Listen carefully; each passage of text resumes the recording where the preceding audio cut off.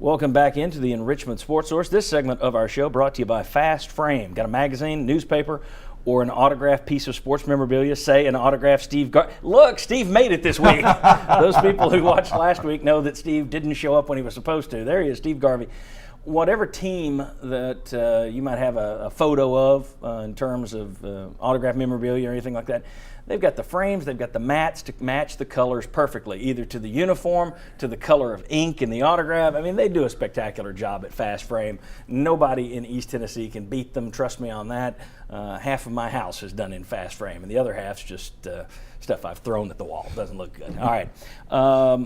Want to, in this segment, do the scorecard that we normally do. Jimmy and Bob, you guys are going to grade. You're not in this segment normally. No, that's going to be new. Yeah, you're going to grade the Vols in 4 areas from 1 to 5, 1 being worst, 5 being best, over the first 6 games of the season. So it's the half-season review. Mike Strange, who's over at the YP board, you do this every week, Mike, and the numbers right there are the grades overall that we have given after each game. Austin Peay and Western Kentucky in the 60s, Oregon 27, Florida 31, then the 50s against South Alabama and Georgia. That second half brought that up. We want to see where we go in this one. Mike, I'm going to start with you. We'll let you go first since you're at the YP board.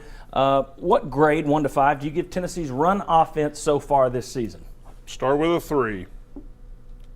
Going to be boring, right in the middle. Just average? Yeah. On the course of things, just average. Even though I've said good things about it, I can't go 4. If we were on a 10 scale, I could go a little more leeway, but I can't go 4. I'm going to go 3. All right. If Sterling were here, he'd go 12 and a half. Yeah. Bob. I'll tell you what, I'm going to agree with Mike. Even though I think it's been a little bit better than I had hoped, it's still just kind of in the middle of the pack. I thought there was a potential because of the running backs, not because of the offensive line, because of the running backs. I thought Tennessee might struggle running the ball this year. They've done a little bit better, so I'm going to give them a 3. Jimmy. I thought y'all were going to go higher. I'm giving them a 3.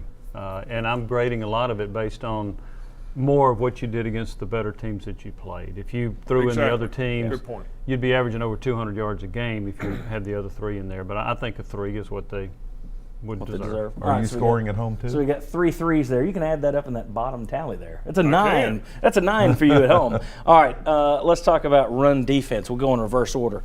Jimmy Hyams, the run defense so far. I'm debating between 2 and 3. I'm gonna go 3 on run defense.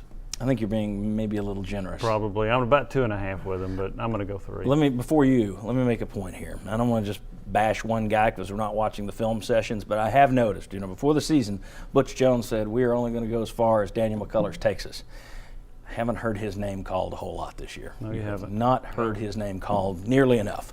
Bob Hodge, run you defense. hope that's because he's taking a lot of double teams, and I'm going to guess not, because I'm just going to give him a 2. I thought last week when you came in and you let a good freshman running back, now he was good, but still, I just thought that was a little bit too much, and there's been times when I thought the defensive line has sort of disappeared a little bit. Now, maybe it's a scheme they're running and they're taking up blockers, but I'm just going to give them a 2. You're also, in terms of your run defense, you've also had a number of issues with contain. I mean, repeatedly. Yeah. So. And that is why 2.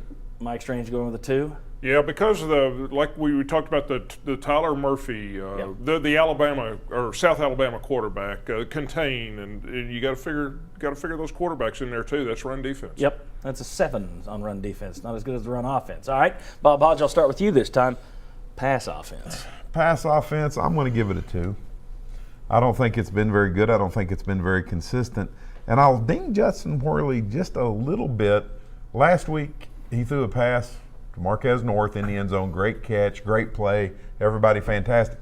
He was wide open a lot sooner than that. Yeah. There were some other passes he missed, and so I'm gonna say that right now it's below average quarterback play. I think you're right. If he throws that pass earlier to North, it's an easy pass. Yeah, he kind of walks into the end zone there. Jimmy. Yeah, I agree with Bob. I'd give him a 2, and I think, and one of the reasons is that Worley has been a little bit too slow with his decision making in general for the season, and that's one of the frustrations they've had with him. I think that's one reason he didn't start against Florida. I think that's been a concern. And I think also part of this, you have to go to, you've got a lot of young receivers out there. They're not making it perfectly easy on the guy either, because a lot of these guys, You put a bunch of freshmen out there against Florida's corners, they're not going to be running open a whole lot. So I think that the receivers have hurt them a little bit. And then a guy like North, who made that great catch in the end zone, turns around just a few minutes later and drops a beautiful pass that hit him in the hand. So a little inconsistent. It's not just Worley, a little inconsistent receiving core as well. Mike Strange, your thoughts? So you can fill out 2 and 2 is 4. That's going to leave another 2 for me to get to 6. All right, not impressed with the passing game? No, what you said, the receivers were inexperienced, bunch of freshmen. Marquez North still learning how to be a receiver, really, and Justin Worley still getting up to speed. I think he's got a bigger upside than we've seen, but right now it's a 2. Okay. And I'll go back and let you start with the last one, pass defense. Pass defense. The secondary has been very young, and they've also been dealing with depth issues, guys having to play entire games. Your score, 1 to 5. If I were grading on a curve, I'd give them a 4 because of the interceptions, but we're not grading on a curve. I'm going to give them a 3. I'd like to make it a real thick 3. Almost a 4? Almost a 4, yeah. All right. He gives a 3. Bob Hodge. I'm going to give it a 3. I think because of the interceptions. Also, I think if you throw out the Oregon game, it's been improved since last year. They've gotten better. They're younger and they're better. So, I mean, I think that goes to coaching. I think it goes to maybe in a couple places you got better kids out there. So I'm going to give them a 3. I think they've gotten better since last year. Okay, Jimmy. I'm at a 3, but I'm not leaning toward a 4 like Mike was. So you're a thin 3. I'm a very thin 3. Bob and I Make are it kind thinner. of thick. Why? Because they have 1 interception against the 3 good teams they play. We'll talk about it. They've rolled up interceptions against teams that weren't very good, and their pass defense against the better teams has not been that good. Well, a chunk of them came just in that one game when Western Kentucky's quarterback literally melted into the turf. Yes. So, all right, so we wound up, let's see your math here, Mike Strange. You're only on television, so good luck.